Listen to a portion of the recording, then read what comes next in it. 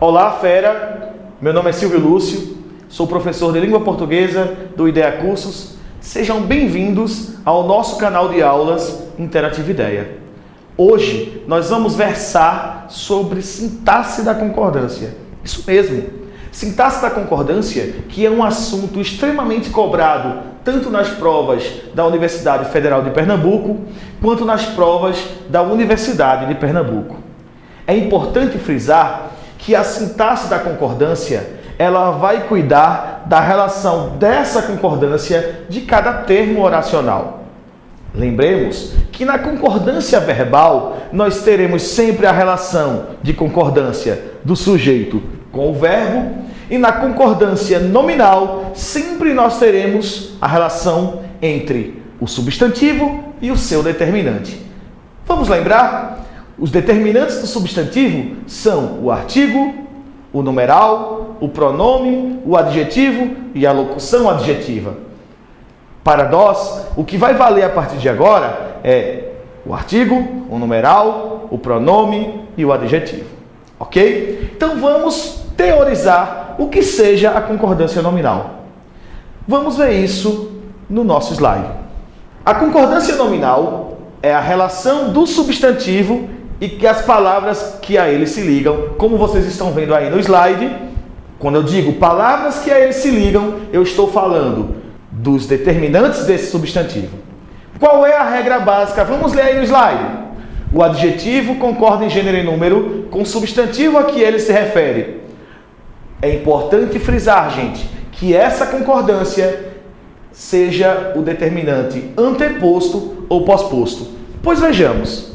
A bonita casa está ali. Percebam, meus amigos e meus amores. Casa é o substantivo da minha oração. É importante frisar que eu não preciso saber a função sintática. Basta eu localizar todos os substantivos. A partir daí, eu vou perceber se há determinantes atuando em relação a esse substantivo. Aí observem. Casa é um substantivo feminino singular. Eu tenho o a, que é um artigo, e só estará no feminino singular porque ele estará concordando com esse substantivo casa. Eu tenho o adjetivo bonita, que está no feminino singular porque está concordando com o substantivo casa. A mesma coisa dá-se-á nesse segundo exemplo. Os lápis e os cadernos estão novos. Observem. Peço que vocês grifem. Lápis, cadernos. Eu tenho dois substantivos. Observem que os artigos que estão ligados a esses substantivos, eles estão no masculino plural. E eu tenho novos, que é o adjetivo, concordando com os dois substantivos a que ele se refere. Caso 2. O adjetivo que se refere a mais de um substantivo de gênero e número diferentes, quando pós-posto, pode concordar no masculino plural, mais aceita, ou com um substantivo mais próximo. É importante frisar, meu fera, que nesse segundo caso, quem vai prevalecer em língua portuguesa sempre será o masculino. Se você tem um substantivo feminino e outro masculino, vamos pensar em um exemplo. A casa e o apartamento, e vamos pensar no adjetivo bonitos.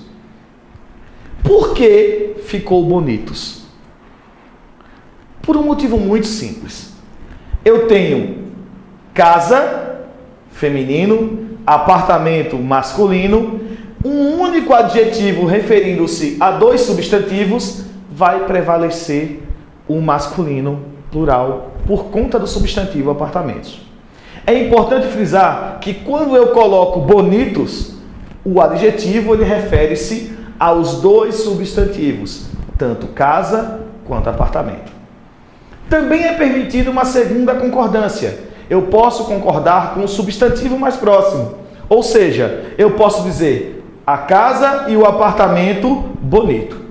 Nesse segundo caso, bonito só está concordando com o apartamento. Fera, olho nisso. A mudança da concordância nominal dependendo do que você construa, pode também mudar o sentido do que você está dizendo. Aí você pode me perguntar, professor Silvio, mas e se eu quiser dizer que apenas a casa é bonita? Fera, prestemos atenção. Você pode pegar esse substantivo casa, pega o adjetivo bonito e coloca anteposto aos substantivos. O que vai acontecer? Vai ficar bonita casa e apartamento. Observem, bonita concordando com o substantivo casa. Ou seja, dependendo da posição em que você colocar o adjetivo, eu posso ter uma mudança no sentido semântico do que eu estou dizendo. Uma outra coisa também que você deve observar na questão dos adjetivos é que eles sempre vão variar. Se eu tenho substantivo no singular, adjetivo no singular, substantivo no plural, adjetivo no plural. Ok? Vamos mais uma vez ao nosso slide. Se o adjetivo estiver anteposto a dois ou mais substantivos de gênero e número diferentes, concordará em geral com o mais próximo. O que eu falei anteriormente. Se eu coloco o adjetivo anteposto ao substantivo a que ele se refere, eu vou concordar com o mais próximo. Porém, observe uma situação agora. Em língua portuguesa, eu posso ter dois ou mais adjetivos também referindo-se a um único substantivo. Lembrando que anteriormente eu tive um único adjetivo e dois substantivos. Fera. Nesse caso que eu acabei de falar para você, eu chamo a atenção na oração que está aí no slide para você. Estudo a cultura italiana e a francesa, estudo as culturas italiana e francesa. Fera, observe que no primeiro exemplo, no segundo adjetivo francesa, no adjetivo gentílico, eu o determinei com um artigo. Já no segundo caso, não. O que isso quer dizer? No primeiro caso, quando eu determinei o segundo gentílico com um artigo, significa que eu fiz elipse no substantivo cultura. O que não aconteceu no segundo caso, porque eu retirei esse artigo e coloquei o substantivo cultura no plural. O que isso quer dizer? Que as duas construções são admitidas em língua portuguesa. Observe o quinto caso aí no slide. Quando um adjetivo atua como um predicativo do sujeito simples ou de um objeto simples, concorda com ele em gênero e número. Fera, observe direitinho, vamos dar uma relembrada. Predicativo do sujeito. Conta-se que os mais velhos, por exemplo, o meu bisavô, quando minha avó interessou-se pelo meu avô, ele chegou para minha avó e disse, minha filha, quais são os predicativos do seu namorado? Ou seja, a ideia de predicativo do sujeito sempre estará ligada à ideia de qualidade. Então, quando eu falo do predicativo do sujeito, é importante frisar. Esse predicativo do sujeito ele vai acontecer quando eu tenho um verbo de ligação, em que esse predicativo do sujeito será o núcleo do predicado nominal. E eu posso também ter os casos de predicativo do sujeito quando eu tenho um verbo intransitivo. Ou seja, quando eu transformarei o meu predicado em predicado verbo nominal. Mas fiquem tranquilos, isso é um tema para uma outra aula da gente. Voltando para o slide, a situação é delicada. Observe, gente, apareceu para nós o verbo de ligação é. Eu tenho situação que é o substantivo que está no masculino singular. Óbvio, se eu vou colocar delicada, é porque esse predicativo do sujeito está concordando com o substantivo a que ele se refere. As velhas árvores continuam acolhedoras. Observe que eu tenho o verbo continuar como o verbo intransitivo. Continuar é uma ação de estar ali presente. Mesmo o verbo indicando uma ação, acolhedoras é um predicativo do sujeito, porque é uma qualidade, é um qualificador inerente ao substantivo velhas, árvores velhas. Vale salientar que velhas também está concordando com árvores e eu classificaria sintaticamente como adjunto adnominal. Estão vendo? Trabalhar concordância nominal não é tão complicado quanto se parece. Por isso que eu faço um convite a você. Não perca tempo. Venha ao Ideia Cursos. Aqui você será acompanhado da melhor maneira possível e nós garantiremos a sua aprovação. Continuando, vamos para o slide. Quando o sujeito ou o objeto são compostos e formados por elementos de gêneros diferentes, o predicativo concorda no masculino plural. Por exemplo, leiam aí. Pai e filha são talentosos. Eu tenho pai masculino, filha feminino. Por que talentosos? Olho no verbo ser. São. Talentosos vai ser o que pra gente? Predicativo do sujeito. É isso mesmo.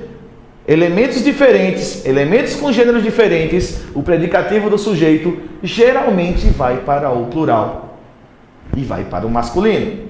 Porém, gostaria de fazer um pequeno comentário. Se eu retirasse o verbo ser e eu dissesse pai e filha talentosos, volta àquele primeiro caso que acabei de comentar com vocês.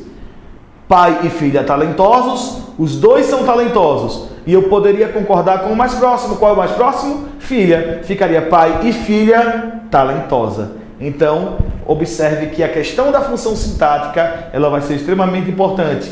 Nesse primeiro caso, pai e filha talentosos, talentosos adjunto adnominal. Pai e filha são talentosos, talentosos predicativo do sujeito. Adjunto adnominal vai depender da minha disposição quanto ao que eu quero dizer. Predicativo do sujeito, sempre a concordância com o masculino plural, ok? Mais uma vez para o slide. Se o predicativo do sujeito estiver anteposto ao sujeito, pode concordar apenas com o núcleo mais próximo. Observe o exemplo. Era deserta a vila e o campo. É importante frisar, fera, que eu também poderia dizer eram desertas. Poderia fazer isso, ou não. Observemos. Era deserta a vila e o campo. Se eu digo eram desertas, observe que o mais próximo é um substantivo feminino singular. O que isso quer dizer? Eu não poderia fazer a concordância eram desertas, porque eu tenho que obrigatoriamente, nesse caso, fazer a concordância com o núcleo mais próximo e ele está no feminino singular. Estavam molhadas as mãos e os pés. É importante frisar também, fera, que nesse caso estavam molhadas. Observe, eu tenho substantivo mãos, substantivo pés. O mais próximo é um substantivo feminino plural. Por isso que eu digo estavam molhadas, concordando com esse substantivo. Vale salientar também, nesse caso, que se eu faço a concordância nominal com o substantivo, observem que também automaticamente eu tenho que fazer a concordância verbal. Ou seja, concordância nominal e concordância verbal são Claudinho e Bochecha. Um não existe sem o outro. Ok? Vamos novamente para o slide. No caso dos numerais ordinais, que se referem a um único substantivo pós-posto, podem ser usadas as construções. Avisei os moradores do primeiro e segundo andar. Avisei os moradores do primeiro e segundo andares. Observem, feras, que eu tenho no primeiro caso andar, no segundo caso andares. As duas formas são permitidas. O caso 8, eu gostaria de fazer um comentário olhando para você. Quando você vai escrever um texto dissertativo, uma das coisas que o professor mais pede é que você evite a repetição de palavras, que você possa utilizar um assunto chamado coesão textual. Voltemos ao slide. Ele quebrou uma cadeira e jogou-a no povo. Eu tenho um período composto por coordenação. Eu construí uma oração coordenada sindética aditiva. Mas eu chamo a atenção ao substantivo cadeira. Se eu tivesse menos atenção, eu poderia falar assim: ele quebrou uma cadeira e jogou a cadeira no povo. Mas como eu disse, é um erro de coesão textual. O que é que você faz? Você substitui, você pode substituir esse substantivo por um pronome. O que vai ficar aí em nossa oração: ele quebrou uma cadeira e jogou-a no povo. Fera, nesse exemplo que nós acabamos de ver aí no slide, observem uma coisa. A partir do momento em que eu tenho o substantivo cadeira e é um substantivo feminino singular, é óbvio que quando eu vou substituí-lo por um pronome, eu também tenho que fazer essa concordância. O pronome tem que ser um feminino singular. Observe o segundo caso no slide. A moça abriu as pálpebras e cerrou-as logo. Observem, pálpebras, substantivo feminino, plural. Coloquei o quê? Coloquei cerrou-as. O as, ele está se refere-se a pálpebras. Então, isso na cabeça, sempre que eu substituir em um período composto um substantivo por um pronome, esse pronome ele também vai ter que concordar com o substantivo a que ele se refere. O nome disso é coesão referencial. Ok? Próximo caso no slide. O pronome que se refere a dois ou mais substantivos de gêneros e números diferentes flexiona-se no masculino plural. Exemplo: ele quebrou casa e carro e queimou-os. Nesse caso, fera, eu chamo a atenção de vocês para o seguinte: ele quebrou casa e carro. Casa, substantivo feminino singular. Carro, substantivo masculino singular. Mas em seguida, e os queimou-os. Chama a atenção do seguinte: que foi que eu falei no início de nossa aula? Em concordância nominal, o masculino sempre prevalecerá. Por isso que eu vou substituir pelo pronome os. Espero que vocês tenham gostado desse nosso primeiro contato e aguardem. Na próxima aula, nós vamos falar sobre os casos específicos, os casos interessantes sobre concordância nominal.